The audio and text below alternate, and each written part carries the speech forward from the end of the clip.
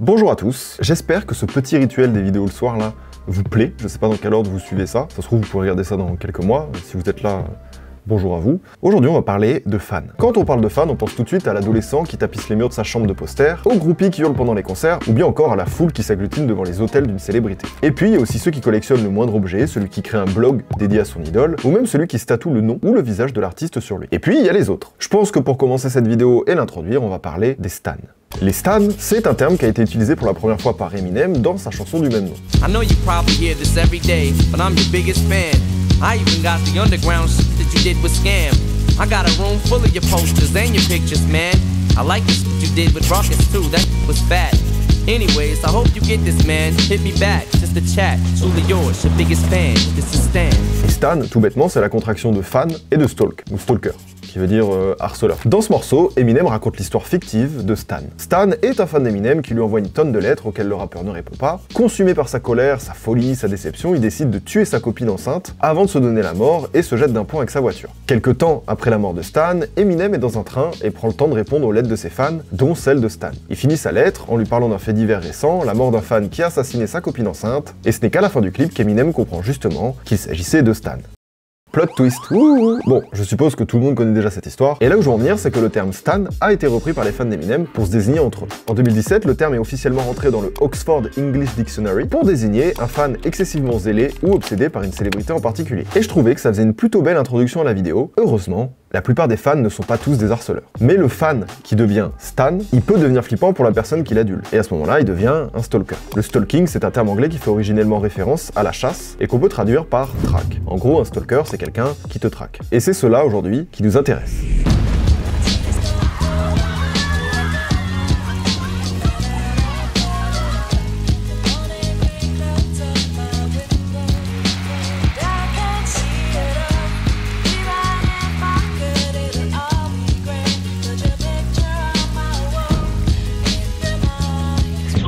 Your biggest fan, this is Stan.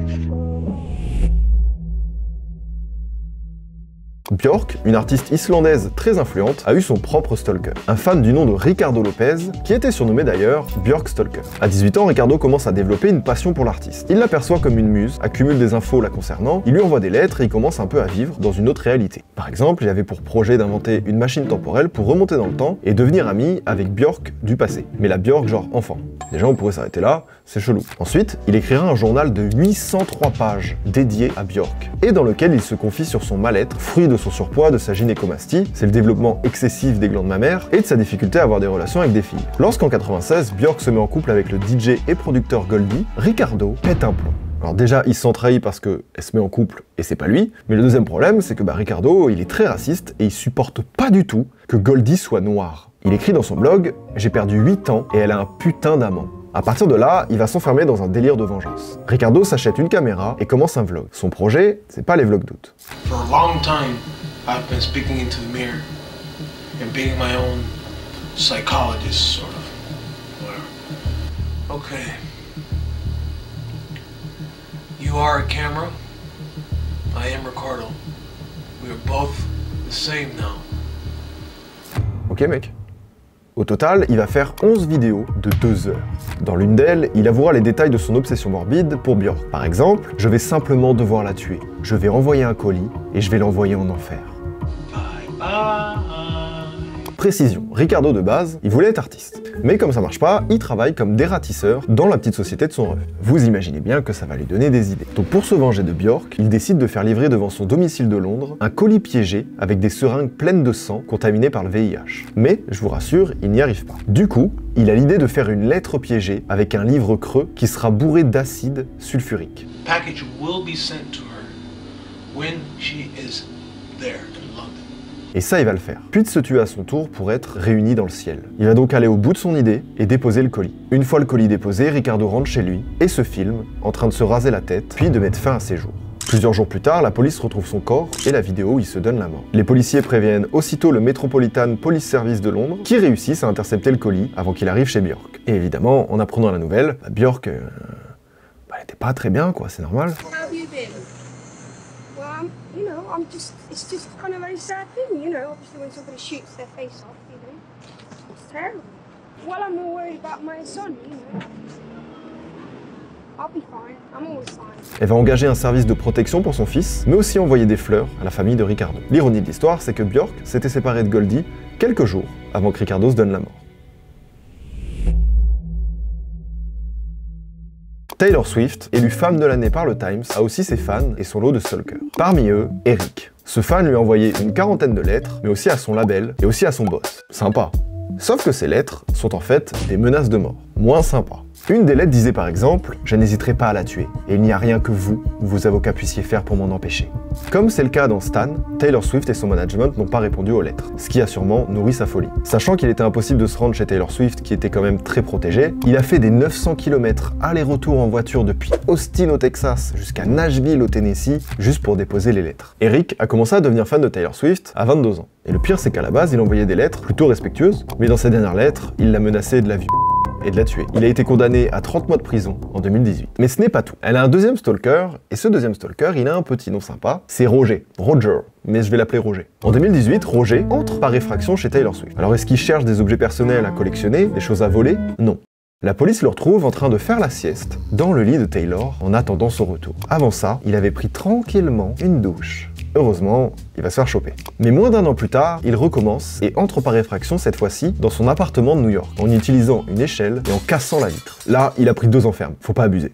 En interview, il explique qu'il regrette pas du tout son geste, et quand le journaliste lui demande s'il recommencerait, d'ailleurs trop bizarre que le journaliste lui demande ça, il répond « probablement ». Avec plus de violence, mais pas envers elle. Je veux pas lui faire du mal. Moi, je veux juste lui parler. Elle a l'air gentille et aussi cool. De son côté, Taylor Swift avouera au magazine Elle, je vous cite, « Quand vous avez autant de harceleurs qui essaient de pénétrer dans votre maison, vous commencez à vous préparer à de mauvaises choses. » Et là, pour ceux qui ne le savaient pas, on comprend mieux pourquoi elle a fait installer à l'entrée de ses concerts une reconnaissance faciale, l'histoire de repérer les stalkers. Taylor Swift's security team has reportedly been using facial recognition technology to identify stalkers. C'est smart.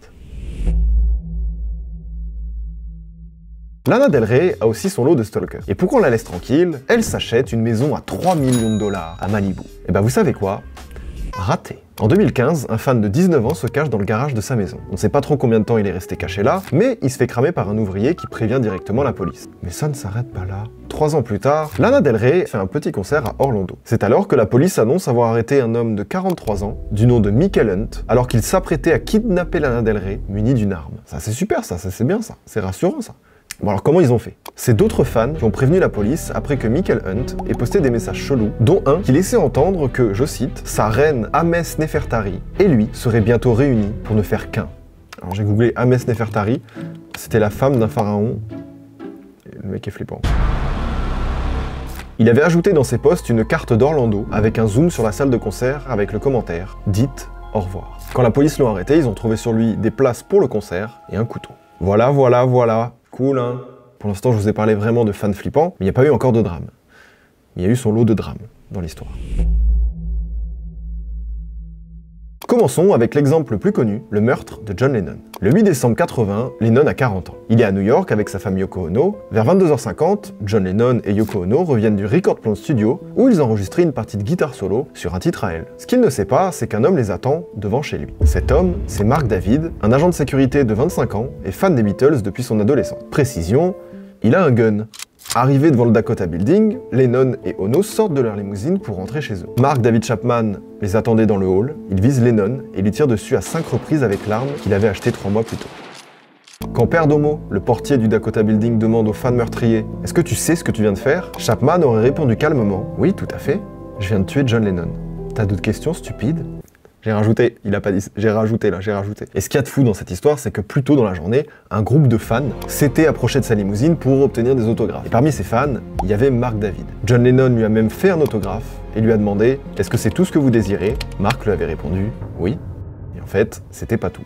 Lennon perd connaissance sur le chemin de l'hôpital Roosevelt et meurt âgé de 40 ans. Mark David est condamné à perpétuité et voit toutes ses demandes de libération refusées. À l'extérieur de la prison, sa tête est mise à prix par d'autres fans de John Lennon. Quand on lui demande la raison de son acte, Chapman répond « Je vais blâmer personne d'autre que moi pour m'avoir amené là. Je savais ce que je faisais, je savais que c'était mal, je savais que c'était mauvais, mais je voulais tellement la célébrité que j'étais prêt à tout donner et à prendre une vie humaine.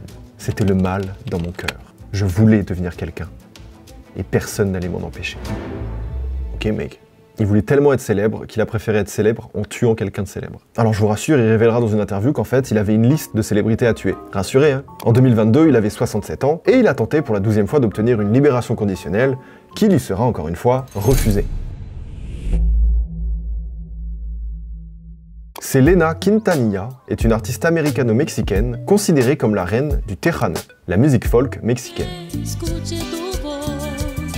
Elle est en passe de changer le game en étant la première artiste de tejano à gagner un Grammy. Alors Selena, elle est belle, populaire, beaucoup de gens l'aiment, notamment Yolanda Saldívar. Cette fan, qui se proclame plus grande fan de Selena, va s'incruster dans sa vie jusqu'à devenir une amie. Et sans le savoir, Selena avait fait entrer sa meurtrière dans son intimité. Alors comment est-ce arrivé? Selena a 23 ans et Yolanda 31. Yolanda n'est pas particulièrement fan de tejano, mais elle le devient quand elle découvre la musique de Selena. En 91, elle crée un fan club en l'honneur de l'artiste. Elle va se rapprocher de sa famille et en 94, elle devient même employée dans le magasin dédié à Selena. Un beau jour, le père de Selena se rend compte que Yolanda, elle détourne les fonds de la boutique. Et là, il fouille un peu, mais putain, c'est pas normal. Et elle détourne aussi les fonds du fan club. Donc le père de Selena, ça le met en colère. En plus de ça, beaucoup d'employés s'étaient déjà plaints de son comportement obsessionnel envers Selena. De son côté, Selena continue de l'apprécier, mais son père, qui était devenu méfiant, décide de virer Yolanda et lui interdit d'approcher Selena.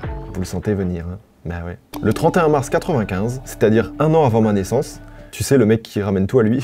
Non, le 31 mars 95, le lendemain de cette fait virer, Yolanda tend un guet-apens à Selena. Elle l'attire dans un motel en prétextant qu'elle a des papiers administratifs à lui rendre. Lorsque Selena arrive, Yolanda lui raconte qu'elle s'est faite violer et qu'elle doit aller à l'hôpital d'urgence. Là-bas, on leur dit de se rendre dans un autre hôpital. Finalement, elles rentrent toutes les deux au motel et Selena lui demande les documents. Là, Yolanda sort une arme et menace Selena. Selena tente de fuir, mais Yolanda lui tire dessus. Selena parvient difficilement à la réception ensanglantée et trouve la force d'avertir la réceptionniste. Elle décédera en arrivant à l'hôpital. De son côté, Yolanda est condamnée à la prison à perpétuité, mais le juge lui concède une libération conditionnelle en 2025. Elle expliquera plus tard dans une interview que c'était un accident. I just want to say, I did not kill Selena. It was an accident. And my conscience is clear.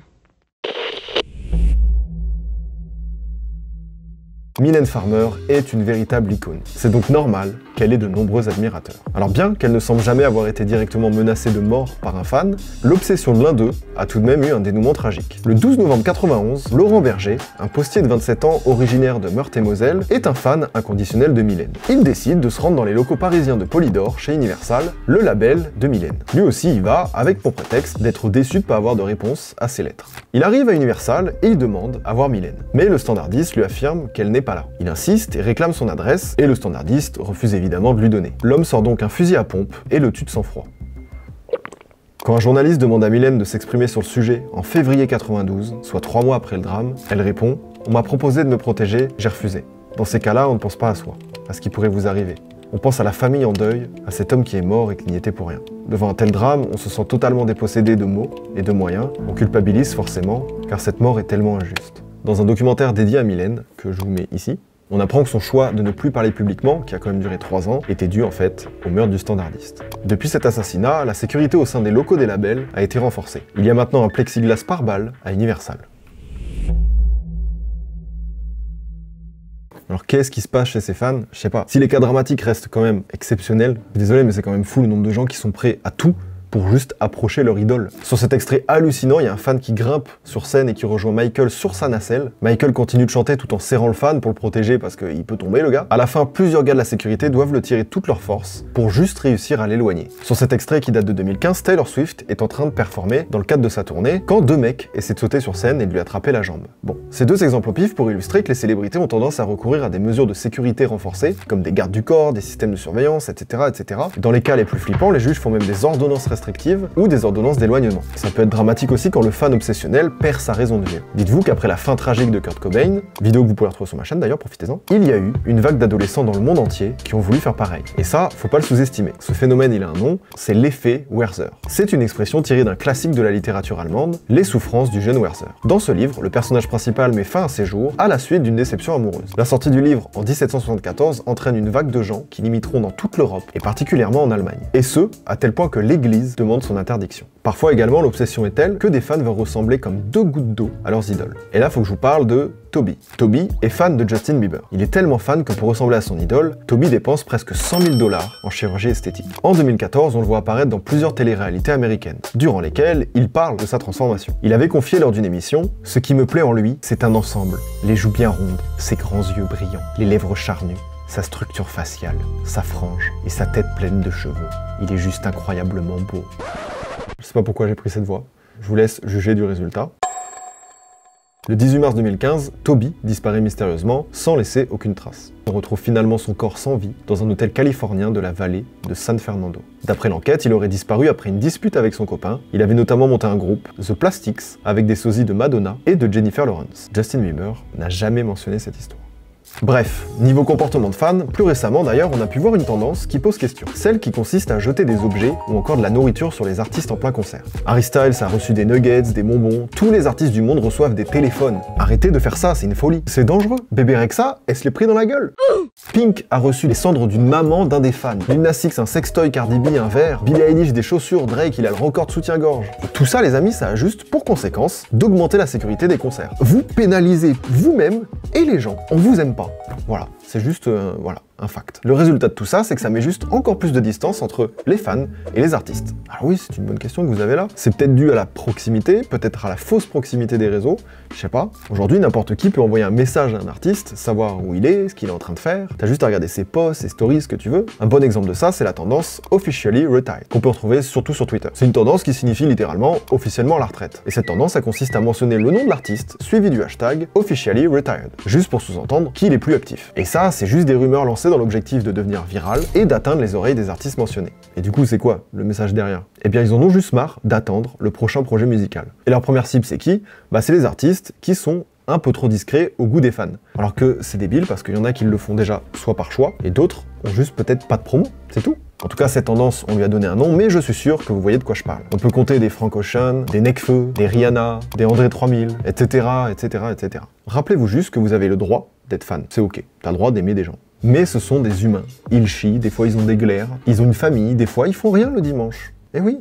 Et c'est tellement bateau et évident que ça paraît lunaire que ce soit pas acté pour tout le monde.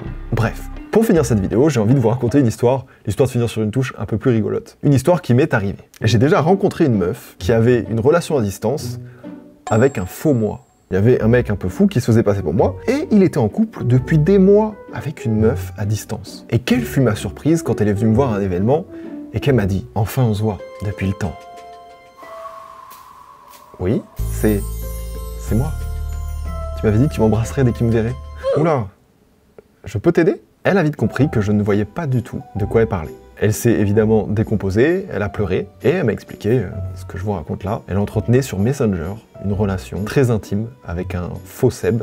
Et le gars avait joué le RP à fond et tout, jusqu'à « ouais, viens me voir, y a pas de souci, t'inquiète, nanana ». Du coup, bon, je vous laisse imaginer à quel point j'étais très mal à l'aise. Je me suis même excusé pour elle d'avoir vécu ça, parce que j'y pouvais rien. J'étais là en mode « comment je peux t'aider ?» Et vous savez ce qui m'a peiné le plus? C'est qu'elle avait tellement honte de s'être fait avoir comme ça, qu'elle se sentait humiliée, qu'elle est partie en colère, et qu'en fait, elle avait ramené un cadeau pour le faux Seb, mais en croyant que c'était moi, donc elle m'avait ramené un cadeau, donc elle est partie en colère, sans que je puisse lui dire au revoir ou quoi que ce soit, en laissant ce cadeau en question. Et là, vous avez tous envie de savoir, c'était quoi ce cadeau qu'elle a laissé? Eh bien, je vous le dirai pas. Merci à vous de m'avoir écouté, passez une bonne soirée, pensez à vous abonner. Moi, je vous dis à demain.